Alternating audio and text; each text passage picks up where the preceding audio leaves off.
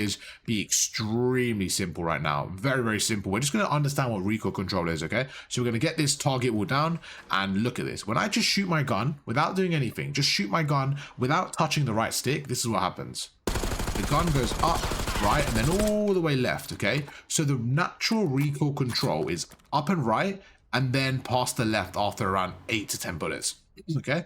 So what we're going to do is counter that. So instead of going up and right, we're going to basically go down and left to counter it. So we're going to shoot and we're going to move it down and left. So now you can see it's fine. But what happens is after a few bullets, it still has that final spread. So let's try again. So we go down and left. Do you see that at the end, it gets that horizontal curve right there? So that's really, really important. Now, if you actually go to your class setup to get rid of that, if we, instead of having infiltrator, if we actually put on the vertical foregrip, it's why it's important to understand the weapon and stuff like that. If we put on the vertical foregrip and do the exact same thing, what you're going to see is this. Let's get it out. There you go. So now we're going to shoot again. Move it just down to the left. Do you see it doesn't really move too much? This is just shooting it down to the left. Shooting and moving it down to the left. And you can see it's a little bit more steady. You can see the shot itself doesn't move too much.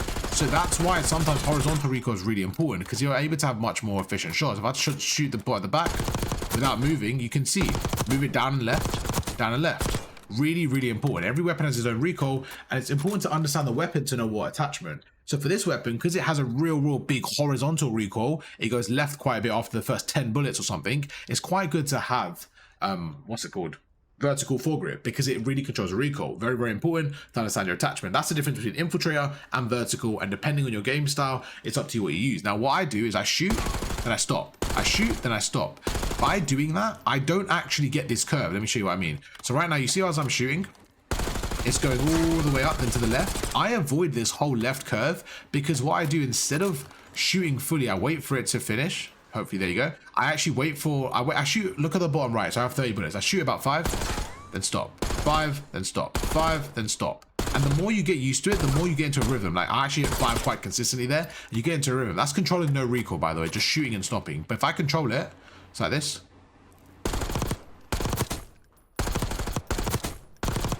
You see, like, you just have much more control.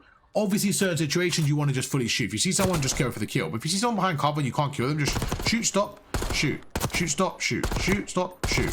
And it just makes controlling your recoil a lot more, I would say, efficient at that long range, okay? So sometimes you can shoot, stop, shoot, shoot, stop, shoot, shoot, stop, shoot, and your gun doesn't go crazy. And that's one of the most important ways of controlling your